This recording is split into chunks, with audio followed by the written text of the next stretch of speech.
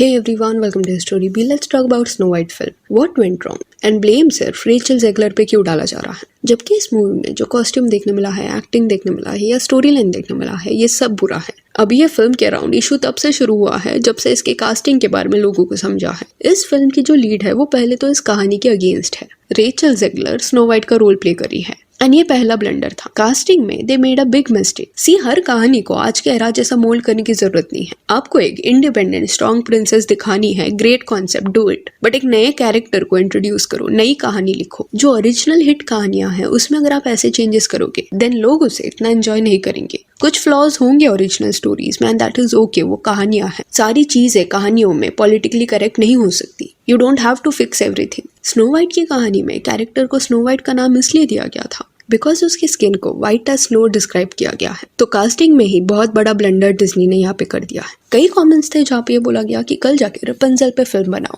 And तब उस character को बिना बाल के दिखाना। तो इससे समझ आ रहा है कि लोग बोलना क्या चाह रहे हैं। देन दूसरा मैस ये था कि एक्चुअल ड्वार्फ आर्टिस्ट को कास्ट ना करना। डिज्नी कोई भी टाइप के बैकलैश से इतना डर गया था कि दे डिसाइडेड कि रियल एक्टर्स को वो कास्ट नहीं करेंगे बट CGI वाया ये सब दिखाएंगे। एंड ये डर उन्हें इसलिए लग रहा था क्योंकि पीटर डिंकलेज ने क्रिटिसाइज किया डिज्नी को, ये बोलते हुए कि स्नो वाइट जैसी फिल्म बना के बैकवर्ड वे से ड्वार्फिज्म को पोर्ट्रे करना गलत है, यानी कि ड्वार्फ्स को टाइपकास्ट करना गलत है। एंड ये स्टेटमेंट के चलते एक्टर्स जिनके पास चांस था इस मूवी में काम करने का उन्हें चूज नहीं किया गया। जिन्होंने भी ऑडिशन दिया था ये रोल्स के लिए उनको रिजेक्ट कर दिया गया। इंडस्ट्री में जो ड्वार्फ एक्टर्स थे they were extremely upset with this and उनका कहना था कि पीटर कौन है जो सबके लिए डिसाइड करेगा। We are okay with such roles. अगर ऐसे रोल्स जो हमारे लिए बनाए गए हैं उसमें ही हम कास्ट नहीं होंगे तो फिर रोल्स ही किधर बचते हैं ज्यादा। ऑलरेडी सर्टन टाइप के रोल्स ही वो कर सकते हैं एंड पीटर जैसे लोग जब ऐसे स्टेटमेंट्स देते हैं तब ये चीजें उनको नेगेटिवली अफेक्ट करती है। एंड CGI यूज करने की वजह से फिल्म देखते वक्त लोगों को वो मजा भी नहीं आ रहा था। It was awful.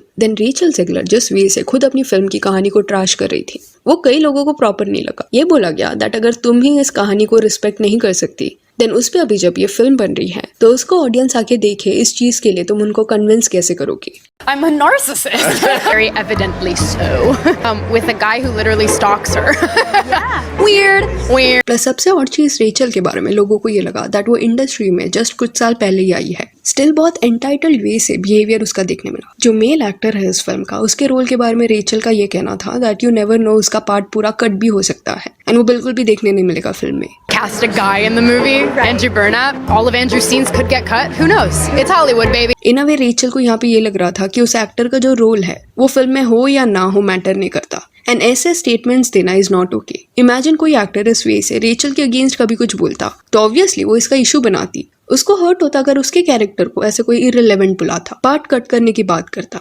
तो सिमिलरली दूसरों को भी ये सब पसंद नहीं आएगा। रेचल दूसरों को ऐसे ट्रीट नहीं कर सकती। इट डजंट मैटर कि 5 सेकंड का रोल है या 10 मिनट का, वो लोग भी अपना करियर बनाने का ट्राई कर रहे हैं। तो passing such statements and making them feel like कि अरे तुम्हारा कुछ भी कंट्रीब्यूशन नहीं है फिल्म में, that is sad. Now some of you में से कि अरे ये सब ओल्ड स्टेटमेंट्स है, हुआ होगा गलती रेचल से एंड लेट इट बी। तो दैट इज ऑल्सो अग्रीड, लोग ये सब भूलने के लिए रेडी थे। बट ये सब करने के बाद Rachel posted something that was related to elections. She was not happy कि ट्रम्प जीत गए। अगेन वो यहाँ पे अनहैप्पी हो सकती है, जिसको सपोर्ट करना है वो कर सकती है। बट इंटरनेट पे उसने टैंट्रम थ्रो करते हुए कुछ स्टेटमेंट्स डाले। उसका कहना था may Trump and his supporters and his voters never know peace. This was really uncalled for. ये इन अ वे दिखाता है कि रेचल जो खुद को इतना प्रोग्रेसिव दिखाती है वो एक्चुअल में शायद सच नहीं है। फॉरवर्ड थिंकिंग होने का मतलब ये नहीं होता कि सिर्फ तुम ही ओपिनियंस दे सकते हो एंड अगर किसके ओपिनियंस तुमसे मैच नहीं होते तो यू विल गेट एंग्री और एक्ट लाइक दिस। ये जस्ट एंटाइटलमेंट है कि अग्री विद मी और I will act like this. तो इस वजह से लोगों को रेचल के एटीट्यूड से प्रॉब्लम था। रिसेंटली रेचल ने एक अपॉलॉजी वीडियो भी बनाया बट वो वीडियो देखने के बाद लोगों को लगा कि अपॉलॉजी नहीं है, वो अकाउंटेबिलिटी नहीं ले रही है, इंस्टेड एक्टिंग लग रहा है। प्रिटेंशियस वे से वो एक्ट करी है। The winged victory came to the Louvre in pieces, and people still line up to see her. And I can only hope that despite my flaws, and despite my cracks and my breaks, and there are many of them, that at every premiere, everything I do, people will wait in line to see. Comments भी देखने मिले जिसमें लिखा गया कि is this an apology? This is the best she can do. Just say sorry and end it. What are you doing? Dear Disney, hire actresses, not activists. Everything she said just screams I'm a narcissist. Hate fake apologies. These people make me sick, no second chance. Sorry not sorry is not an apology. This is a passive-aggressive attempt to avoid accountability. Exactly sounds like full of herself again. Everything except an apology. And ये जो apology Rachel का देखने मिला उसमें उसने कुछ lines बोले. To everyone who hates her when she wins.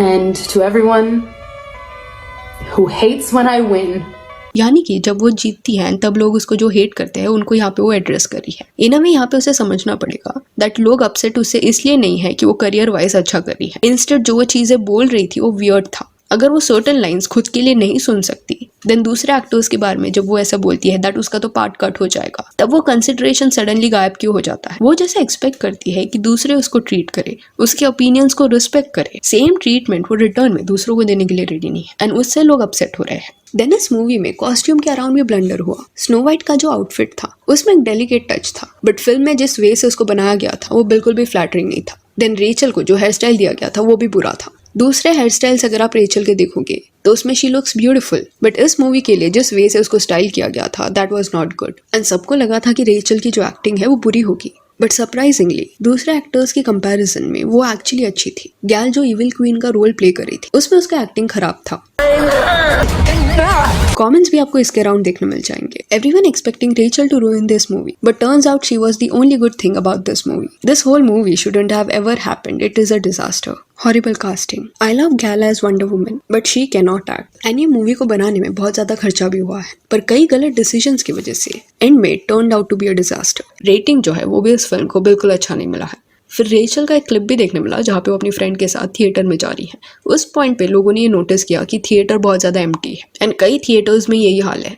किसी भी एक्टर के लिए ये सब सैड मोमेंट होगा, बट कहीं ना कहीं जिस वे से Rachel kept on blabbering against snow white and production house ने बैक टू बैक जो रॉन्ग डिसीजंस लिए हैं उसके बाद वो एक्सपेक्ट ही क्या कर रहे थे। स्नो वाइट एक ऐसा कैरेक्टर है जिसका प्रेजेंस इतना पावरफुल है कि इविल क्वीन भी उससे जेलस हो जाएगी। दो उसका अटायर इतना ग्लैमरस नहीं होगा but it is beautiful. But movie में ड्रेस से लेके हेयर स्टाइल से लेके मेकअप कुछ भी प्रॉपरली नहीं किया गया था एंड कोई भी ये नोटिस कर सकता है। एंड इवन इफ रेचल ज़ेगलर वो सारे स्टेटमेंट्स देती भी नहीं जो उसने दिया है, स्टिल ऐसा लग रहा है कि लोगों को ये फिल्म पसंद नहीं आता। बहुत ज्यादा बोरिंग वे से इसे दिखाया गया है। कोई भी इसके ऊपर जो वो पुरानी कहानी है वही प्रेफर करेगा एंड इस पॉइंट पे डिज्नी सिर्फ रेचल पे इसका ब्लेम नहीं डाल सकती। मूवी बाहर आ गई है एंड लोगों को दिख रहा है कि कई फ्लॉज थे इस फिल्म में। फ्यूचर में उनको ये पॉइंट कंसिडरेशन में लेना पड़ेगा कि कुछ ओरिजिनल कहानियों को वैसी अगर आप दिखाओगे तो ज्यादा लोगों को पसंद आएगा। कहानियां हैं, इमेजिनेशन है एंड अगर आपको सब एक्सट्रीमली राइचियस वे से दिखाना है देन नई प्रिंसेस की कहानी लिखो, नया स्टोरी लिखो, ओल्ड कहानियों को खराब मत करो। एंड फिल्म के रिलीज के पहले जो प्रेस कॉन्फ्रेंस वगैरह किया जाता है उस वक्त भी डिज्नी ने डिसाइड किया कि प्रेस कॉन्फ्रेंस नहीं किया जाएगा, सबको एक्सेस नहीं दिया जाएगा to interact with the cast. Preselect किए गए लोग ही इंटरव्यूज ले सकते हैं। सो इन अ वे यहाँ पे वो नैरेटिव कंट्रोल करने का ट्राई कर रहे थे and may be they were afraid कि रेचल फिर से कुछ ना बोल दे। सो यार that's it for this video. Do let me know कि स्नो वाइट फिल्म को जिस वे से बनाया गया है इस पे आपका क्या कहना है। And if you want you can follow us on Instagram जिसका लिंक आपको डिस्क्रिप्शन में मिल जाएगा। और ये वीडियो अच्छी लगी तो लाइक एंड शेयर करें और ऐसे और अपडेट्स के लिए चैनल को प्लीज सब्सक्राइब करें। Thank you.